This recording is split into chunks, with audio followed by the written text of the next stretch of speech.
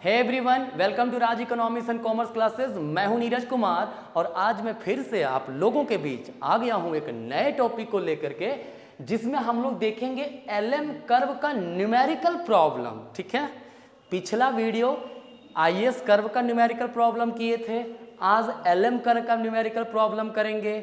Already मैं पहले IS LM curve का मॉडल जो है थियोरेटिकल बता चुका हूं, डिस्क्रिप्शन में सबका लिंक मिल जाएगा, तो पहले वो सब देखिएगा, तब यहाँ पे देखिएगा, ये वीडियो को देखिएगा और वीडियो कंप्लीट देखिए। ग्रेजुएशन के स्टूडेंट हों या मास्टर्स के स्टूडेंट हों, ठीक है, मैक्रो इकोनॉमिक्स में ये सवाल अक्सर आता है, चाहे वो दिल्ली यूनिवर्सिटी हो या जेएनयू हो, हर जगह के यूनिवर्सिटीज़ में ये क्वेश्चन अक्सर देखने को मिलता है। ठीक है, तो यूनिवर्सिटी कोई भी हो, है ना, बट ये अगर आईएस एलएम चैप्टर आपको पढ़ना है, ठीक है, तो वहाँ पे एक इम्पॉर्टेंट टॉपिक है। ये क्लियर है? अपने दोस्तों के साथ भी शेयर कीजिए।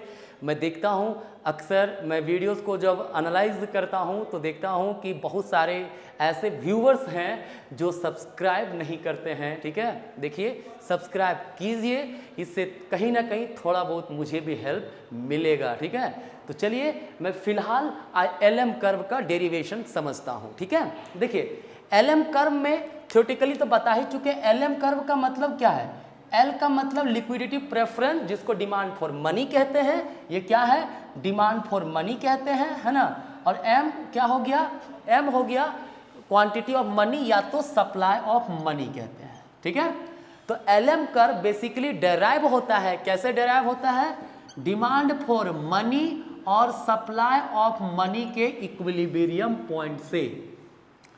जब डिमांड फॉर मनी और सप्लाई ऑफ मनी दोनों को इक्वलाइज कर दिया जाए तो हमें जो इक्वेशन मिलेगा वो किसका इक्वेशन मिलेगा, एलएम कर्व का इक्वेशन मिल जाएगा, एलएम फंक्शन का इक्वेशन मिल जाएगा। ठीक है, तो बेसिक सिंपल इतना ही बताना था इसमें। ठीक है, हमारे पास दो क्वेश्चन है, डायरेक्ट न्यूमेरिकल प्रॉब्लम देखेंगे, क्योंकि थ्योरेटिकल में ऑलरेडी बना चुका हूं, डिस्क्रिप्शन में लिंक है, आप जा करके उस वीडियो को देख लीजिएगा पहले, तब ये न्यूमेरिकल प्रॉब्लम कीजिएगा। ठीक है, तो क्या है, हमारे पास दो क्वेश्चन है, दोनों ही क्वेश्चन को जल्दी से समझते हैं।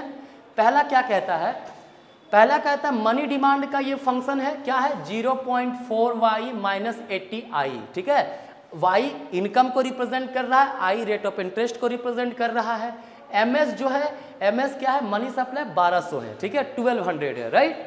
तो यहाँ पे कहते हैं डेराइव इक्वेशन फॉर एलएम, क्या होगा, md इक्वल्स ms कर देना है। ठीक है, देखिए एलएम कर्व जो होता है वो बेसिकली रिलेशन किसके बीच में दिखाता है, क्वांटिटी मतलब लेवल ऑफ इनकम और रेट ऑफ इंटरेस्ट के बीच में रिलेशन दिखाता है, और वो कैसे डेराइव होता है, डिमांड फॉर मनी और सप्लाई ऑफ मनी को इक्वेट करके हम लोग उसको डेराइव करते हैं। ठीक है, तो देखिए क्या होगा, md इक्वल टू ms हो गया, क्या लिख सकते हैं, मनी डिमांड का 0.4y minus 80i equals ms क्या है, 1200, राइट। तो यहाँ क्या कर सकते हैं, 0.4y इक्वल्स 80i, सॉरी इसको प्लस कर देते, इधर ले आते हैं, माइनस 1200 इक्वल्स 80i। तो यहाँ से i रेट ऑफ इंटरेस्ट का इक्वेशन अगर निकालें क्या होगा, 0.4y बाय 80 माइनस 1200 बाय 80। ठीक है, ये इक्वेशन बनेगा। अगर इस इक्वेशन को हम लोग सॉल्व करेंगे, मैं डायरेक्टली लिख दे रहा हूं, ठीक है, क्या होगा, i इक्वल्स 1 बाय 200 हो जाएगा, हाँ 1 बाय 200y माइनस इसको डिवाइड करेंगे आ जाएगा 15। ठीक है, ये हमारा जो इक्वेशन बना वो इक्वेशन किसका है, एलएम कर्व का इक्वेशन है। ठीक है, क्लियर है। तो जब फंक्शन हम लोग इस प्रकार से भी निकाल सकते हैं, ठीक है, या फिर एक और तरीका है, हम लोग y का फंक्शन भी निकाल सकते हैं, एक और तरीका से बना सकते हैं, कैसे, देखिए हमारे एक तो या तो एलएम कर्व इस प्रकार से निकाल सकते हैं, इंटरेस्ट जो फंक्शन हो जाएगा किसका, इनकम का फंक्शन हो जाएगा, है ना, या फिर इसको इस प्रकार से भी निकाला जा सकता है, क्या है, जैसे ये हमारा को है ना, तो 0.4y इक्वल्स 80i प्लस 1200, इसको इनकम का फंक्शन, इनकम भी फंक्शन के रूप में लिख सकते हैं। y इक्वल्स क्या हो जाएगा 80/0.4i प्लस 1200/0.4। तो y बराबर जो होगा वो मैं डायरेक्टली लिख दे रहा हूँ, ठीक है, हो जाएगा 200i प्लस 3000, ठीक है। ये इक्वेशन भी हम लोग लिख सकते हैं, ठीक है। देखिए इसमें आपका LM कर्व का इक्वेशन ये भी है या फिर ये इक्वेशन, दोनों ही इक्वेशन सही है, उसमें कोई दिक्कत नहीं है, ठीक है। अगर आप ये निकाल के छोड़ते हो तब भी आपका आंसर गलत नहीं होगा, ये निकाल के छोड़ते हो तब भी आपका आंसर गलत नहीं होगा, ठीक है। दोनों ही वैलिड है। एक में क्या है, एक में इंडिपेंडेंट वेरिएबल जो है हम लोग y को मान लिए, डिपेंडेंट वेरिएबल i को मान लिए, मतलब interest will be the function of level of income. और दूसरी तरफ अगर इनकम को निकालें तो इनकम जो हो जाएगा वो किसका फंक्शन हो जाएगा, रेट ऑफ इंटरेस्ट का फंक्शन हो जाएगा, ठीक है। तो ये दोनों ही आपका वैलिड आंसर है। क्लियर है, ये हुआ आपका पहला क्वेश्चन का सॉल्यूशन, जो आपका आंसर ये है, ठीक है। चलिए अब आपके पास सेकंड क्वेश्चन है, कहता है, मैं इसको इरेज कर दे रहा हूँ, ठीक है। सेकंड क्वेश्चन है जो कहता है ट्रांजैक्शन डिमांड फॉर मनी दिया हुआ है यहाँ पे, और स्पेकुलेशन डिमांड फॉर मनी दिया हुआ है। क्या क्या दिया हुआ है, ध्यान दीजिएगा। ट्रांजैक्शन डिमांड फॉर मनी है MT इक्वल 0.5y। देखिए केन्स का लिक्विडिटी प्रेफरेंस थ्योरी पढ़े होंगे, अगर आप नहीं पढ़े तो मैं उसका लिंक भी दे दे रहा हूँ डिस्क्रिप्शन में, आप देख लेना एक बार, ठीक है। उन्होंने कहा था ट्रांजैक्शन डिमांड के लिए मनी का जो डिमांड होता है वो डिपेंड करता है इनकम पे, इसीलिए MT किसका फंक्शन है, इनकम का फंक्शन है ना। वहीं स्पेकुलेटिव डिमांड जो होता है वो होता है इंटरेस्ट का फंक्शन। तो देखिए स्पेकुलेटिव डिमांड के लिए मनी का डिमांड किसका फंक्शन है, आई का है ना, तो रेट ऑफ इंटरेस्ट का फंक्शन होगा, है ना। तो यहाँ पे सबसे पहले आपको total demand, total money demand निकालना होगा। क्या हो जाएगा, money demand for transaction purpose plus money demand for speculation purpose. तो ट्रांजैक्शन पर्पस के लिए 0.5y दिया हुआ है प्लस 105 माइनस 1500i, ठीक है, ये दिया हुआ है आपका टोटल, है ना, ये 1500i। क्लियर है, ये मनी का डिमांड का इक्वेशन है, मनी डिमांड का इक्वेशन है। अब LM इक्वेशन कहाँ पे डेराइव होगा, जहाँ पे मनी डिमांड और मनी सप्लाई दोनों इक्वल हो।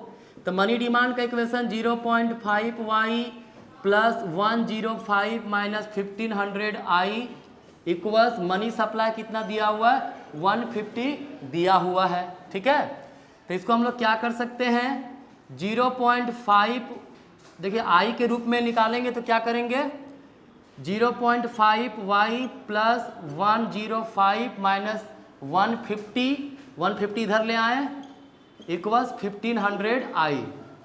तो i इक्वल्स क्या हो जाएगा, i इक्वल्स हो जाएगा 0.5/1500i y प्लस, देखिए माइनस होगा 105 माइनस 150 कितना होगा 45, तो 45/1500 होगा, ठीक है। इसे अगर सॉल्व करें क्या होगा, i इक्वल्स, इसको हम डायरेक्टली मैं सॉल्व करके आंसर लिख दे रहा हूँ, ठीक है। वो आपका क्या हो जाएगा, i इक्वल्स 1/3000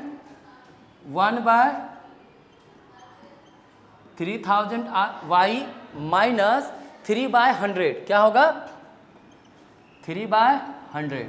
क्लियर, ये हो गया हमारा LM कर्व का इक्वेशन, काफ़ी इजी था निकालना ये, ठीक है। देखिए अगर इस फॉर्म में लिख सकते हैं या फिर हम लोग चाहे तो y के रिस्पेक्ट में भी निकाल सकते हैं, ठीक है। तो उसमें क्या करना होगा, इन सबको एक साइड कर दीजिए और y का इक्वेशन निकाल दीजिए, जैसा मैं पहला क्वेश्चन किया था, ठीक है। तो आपका i इक्वल्स भी निकाल सकते हो या y इक्वल्स भी निकाल सकते हो, दोनों ही LM कर्व का इक्वेशन ही होगा, ठीक है। तो आज मैं जो डिस्कस किया उसमें डिस्कस हम लोग क्या किए, डिस्कस किए LM कर्व का इक्वेशन डेराइव कैसे करते हैं न्यूमेरिकली, ठीक है।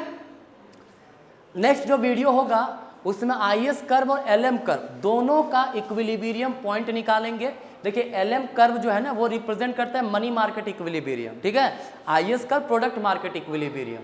तो साइमल्टेनियसली मनी मार्केट और गुड्स मार्केट का इक्विलिब्रियम का टॉपिक, मतलब IS LM से रेट ऑफ इंटरेस्ट का डिटर्मिनेशन कैसे होता है, इनकम का डिटर्मिनेशन कैसे होता है, वो नेक्स्ट वीडियो में डिस्कस करूंगा।